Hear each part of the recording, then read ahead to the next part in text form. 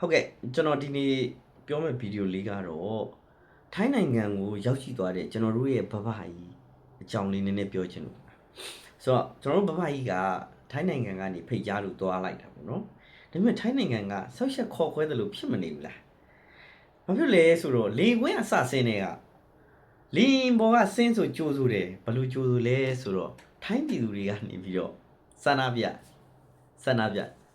လူတက်တဲ့အစိုးရဆက်အာဏာရှင်ဆန္ဒပြဆိုတော့ကြိုးဆိုမှုကြီးကလှတယ်ဗျာဆန္ဒပြတာရင်အရင်ကြိုးဆိုတယ်ထိုင်းပြည်သူတွေကဆန္ဒပြတယ်ဗျာမြန်မာပြည်သူတွေမဟုတ်သေးဘူးနော်ထိုင်းနိုင်ငံကိုရောက်သွားတယ်ကျွန်တော်ဖဖကြီးထိုင်းပြည်သူတွေကဆန္ဒပြအဲ့ဒါနဲ့ဗီဒီယိုတွေကတစ်ခုပြီးတစ်ခုတက်လာ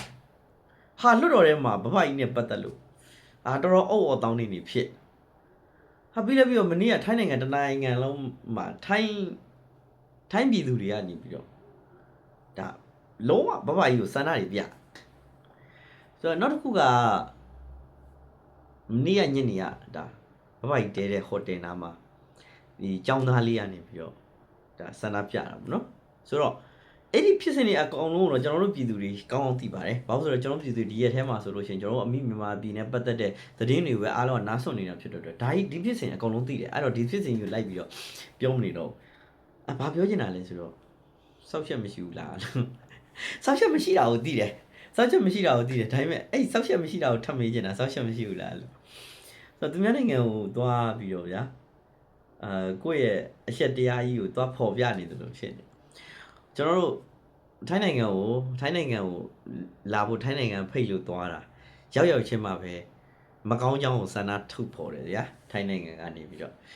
ဒင်းမကောင်းကြောင်းကိုစန္ဒထုတ်ဖော်တယ်ဗျာအဲ့ဆိုတော့နည်းနည်းလေးတော့ရှက်တင်တာပေါ့နော်နည်းနည်းလေးတော့ရှက်တင်တာပေါ့အချက်တရားမရှိပါဘူးမရှိပေမဲ့မရှိတာလေးကိုမကြံဖန်ပြီးနည်းနည်းရှက်တင်လားလို့ပေါ့နော်ဆိုတော့အဲ့ဒါကတော့ဒါဘဘကြီးရဲ့အချက်ပေါ့နောက်တစ်ခုကတော့ဘဘကြီးဘောကိုမနေတဲ့အပေါင်းပါတယ်ပြောချင်တာဘဘကြီးဘောမနေတဲ့အပေါင်းပါတယ်ပြောချင်တာခင်ဗျားတို့မရှက်ဘူးလားဒီလောက်ဆိုသိပြီလေမြန်မာနိုင်ငံရဲ့အရေးကိုမြန်မာပြည်သူတွေကပဲဆက်အာဏာရှင်ကိုမုန်းတီးနေတာမဟုတ်ဘူးကဘာကသိတယ်ဖြစ်စဉ်ကိုကဘာသိတယ်နော်အဲ့တော့ဘဘကြီးဘောကိုမနေတဲ့ဘောမတတိုက်လဲရှက်တတ်ကြပါ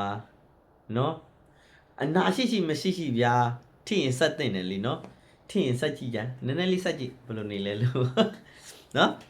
ဆိုအဲ့ဒါပြောချင်တာဗျာကျွန်တော်ဒီထိုင်းကိုဘဘကြီးရောက်သွားတဲ့ဖြစ်စဉ်ကိုတောက်လျှောက်နေ့စဉ်နဲ့အများမြင်တွေ့ပြီးတော့မှကျွန်တော်တညာလုံးစဉ်းစားကြည့်တယ်ဘလို့မှခံစားချက်မကောင်းဘဘကြီးနေအိုင်ဘလို့မှခံစားချက်မကောင်းဘယ်လောက်မျက်နှာငယ်လေးနဲ့လေသူများနိုင်ငံမှာနေလိုက်ရမလဲလို့အဲ့ဒါဘာလဲသိလားကိုစောက်သုံးမကြလို့ခံရတာမြန်မာနိုင်ငံမှာတင်ပဲ